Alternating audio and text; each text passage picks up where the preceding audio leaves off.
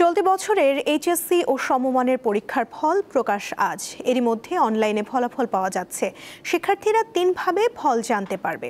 অনলাইনে www.educationboardresults.government.bd এই ওয়েবসাইটে গিয়ে বোর্ড, রোল ও রেজিস্ট্রেশন নম্বর দিয়ে ফলাফল জানা যাবে। SMS এর মাধ্যমে জানতে হলে মোবাইলে লিখতে হবে এইচএসসি স্পেস বোর্ডের প্রথম 3 অক্ষর স্পেস রোল স্পেস বছর এবং পাঠাতে হবে 16222 এই নম্বরে।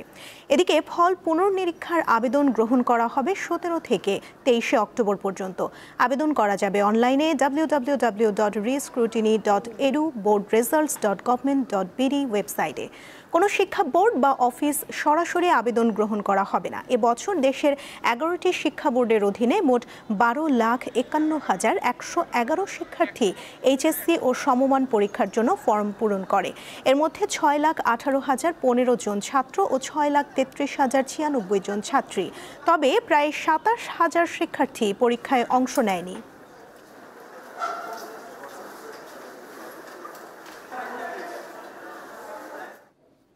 এইচএসসির ফলাফল নিয়ে আরও জানাতে এবারে ময়মনসিংহ থেকে যুক্ত আছেন সহকর্মী মাহমুদুল হাসান। মাহমুদুল, এরই মধ্যে তো অনলাইনেও ফলাফল জানা যাচ্ছে, সার্বিক চিত্র নিয়ে শিক্ষার্থীরা কি বলছেন?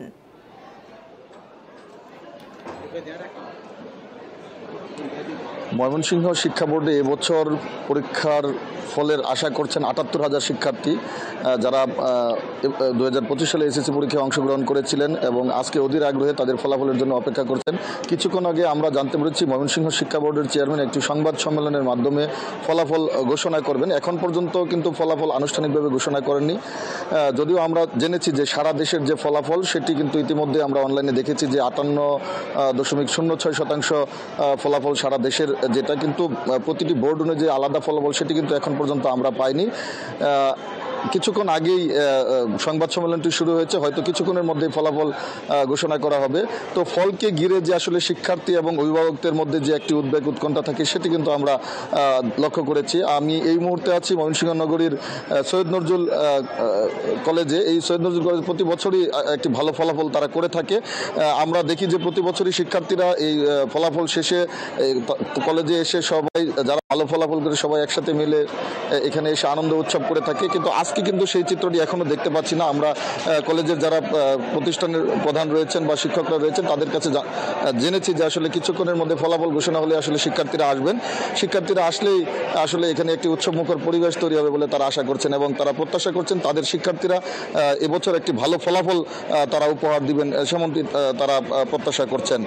আরেকটি বিষয় জানিয়ে রাখি, গত বছরও কিন্তু এইচএসসি পরীক্ষার ফলাফল প্রত্যাশা অনুযায়ী অনেক খারাপ হয়েছিল। 63.08% পাশের হার ছিল।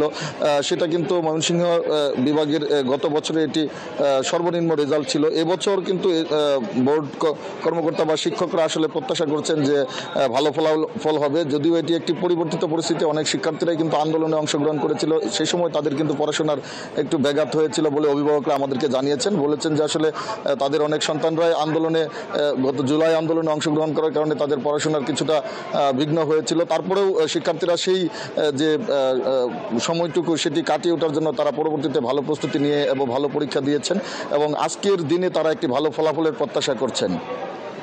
এই ছিল আমার কাছে ময়মনসিংহের ফলাফলের সর্বশেষ। মাহমুদুল, আপনাকে ধন্যবাদ।